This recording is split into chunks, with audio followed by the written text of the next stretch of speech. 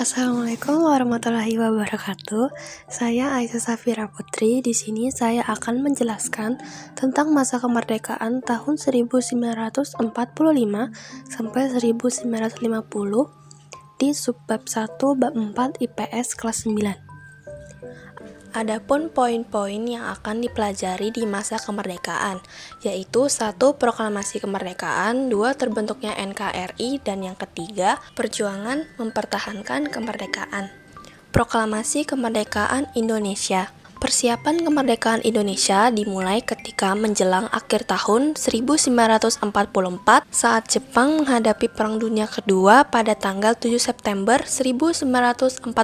Perdana Menteri Kuniaki Koiso menjanjikan kemerdekaan kepada Indonesia. Sebagai pembuktian, ia mengizinkan pengibaran bendera merah putih tetapi harus berdampingan dengan bendera Jepang. Berkaitan dengan janji yang telah diberikan oleh pihak Jepang, Jepang pun membentuk Badan Penyelidik Usaha Persiapan Kemerdekaan Indonesia atau BPUPKI. Sidang pertama BPUPKI diselenggarakan pada tanggal 29 Mei sampai tanggal 1 Juni 1945, membahas tentang rumusan dasar negara Indonesia Merdeka yang dikemukakan oleh I.R. Soekarno, yang dikenang pada tanggal 1 Juni sebagai hari lahirnya Pancasila.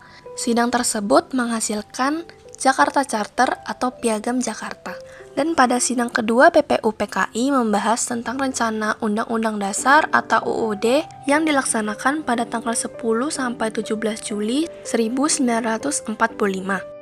Pada tanggal 14 Juli 1945, perancang UUD yang diketuai Soekarno melaporkan hasil panitia, yaitu Pernyataan Indonesia, Pembukaan UUD, dan Batang Tubuh UUD. Untuk melunasi janji kemerdekaan Indonesia, pihak Jepang menyetujui pembentukan Panitia Persiapan Kemerdekaan Indonesia atau PPKI pada tanggal 7 Agustus 1945, diketuai oleh I.R. Soekarno dan wakilnya DRS Muhammad Hatta.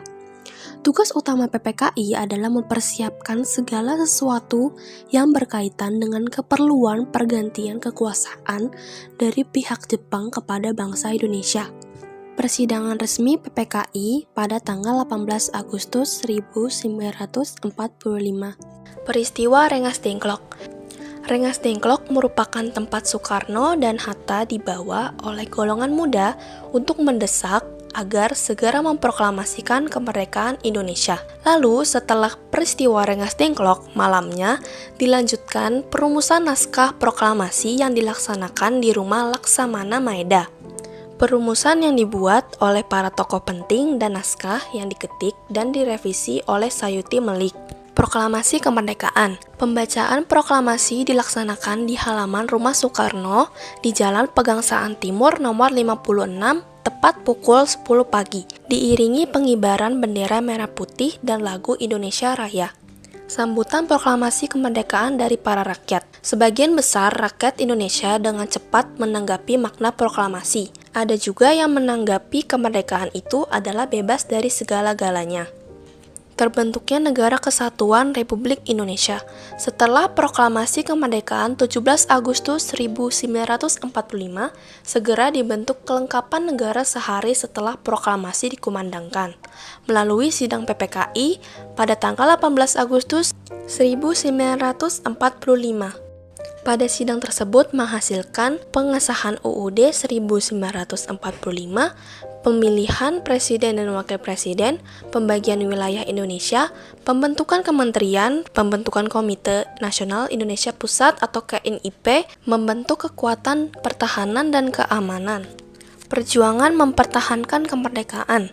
Setelah memproklamasikan kemerdekaan, bangsa Indonesia masih harus menghadapi Belanda yang ingin mengembalikan kekuasaannya atas Indonesia. Perjuangan fisik atau pertempuran bersenjata yang mengandalkan militer antara pasukan sekutu dan rakyat Indonesia.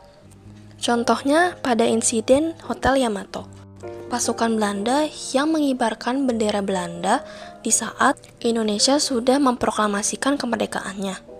yang mengakibatkan pertempuran Surabaya. Lalu pertempuran 5 hari di Semarang, pertempuran Ambarawa, Bandung Lautan Api, pertempuran Medan Area, pertempuran Puputan Margarana, dan serangan umum pada tanggal 1 Maret 1949.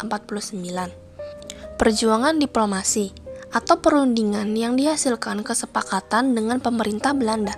Contohnya seperti perundingan Linggajati, perundingan Renville, perundingan Roem-Royen, dan konferensi Meja Bundar. Berikut sumber-sumber yang saya dapatkan untuk membuat PPT ini. Sekian dari saya, terima kasih, mohon maaf jika ada kesalahan atau informasi yang salah. Wassalamualaikum warahmatullahi wabarakatuh.